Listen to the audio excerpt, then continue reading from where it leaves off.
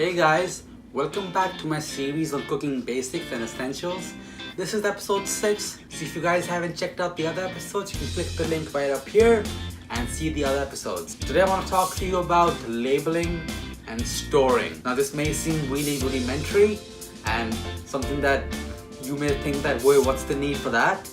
But I'll tell you why it's important and how you can save lots of money and really help make your cooking easier and simpler every day. So let's get started right now.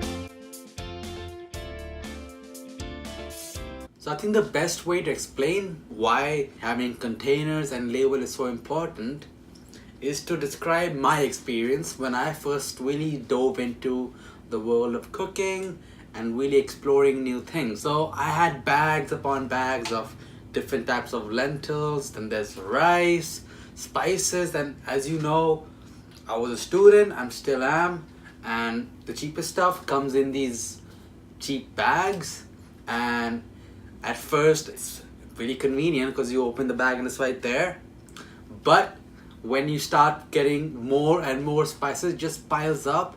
You can never find anything. Bags leak, lentils and dals, they just spill everywhere, and you never know what you have on hand. So you end up buying stuff which you didn't even know was hiding in the corner, and then you're wasting money because that bag of lentils that you didn't end up using is just going to waste because you're just not going to see it. It's going to go bad, and that's just not good.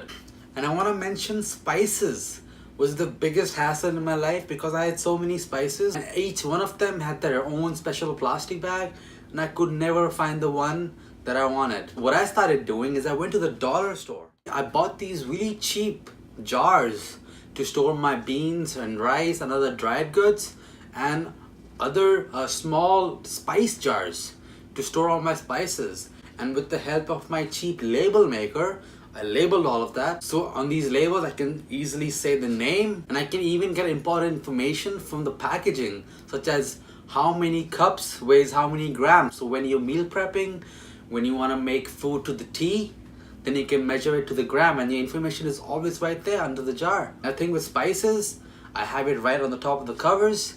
So whenever I need it, I just have to go on my tiptoes a little bit, and I can see everything I need. I can just pick it like that, and it makes the cooking that much easier. What I help to make my life even easier is because I'm from an Indian background, but I also cook all kinds of other cuisines, and I have so many Indian spices. So I separated them by putting all my Indian spices on spice jars with a black cover, and all my other spices on jars with a white cover. Plus, all my whole spices are in their own special jars, such that they just are distinct and they're always right there. They don't even need labels because I just see them.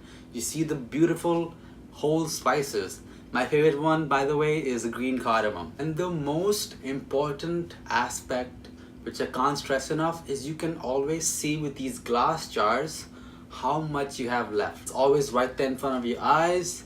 You know how much you have. This counts for both spices and dried goods. And what's really cool is you have all these dried spices, and you can really mix and match them to make various seasonings at home without having to buy this at the supermarket, such as Ras El Hanout, I hope I said that right, and Cajun seasoning, and there's so many types, and you can just make it at home. Taco seasoning, that's one of my favorites. And you can have a special jar just for that, labeled taco seasoning, and that's your homemade seasonings right there.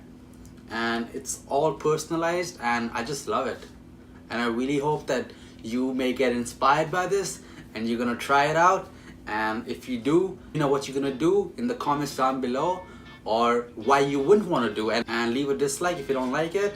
Leave a like if you love it. I'll see you guys again on the next one. It was really fun doing this video after a long time, after my vacation. You can subscribe to my video by clicking the link right down below, and I'll see you guys again on the next one.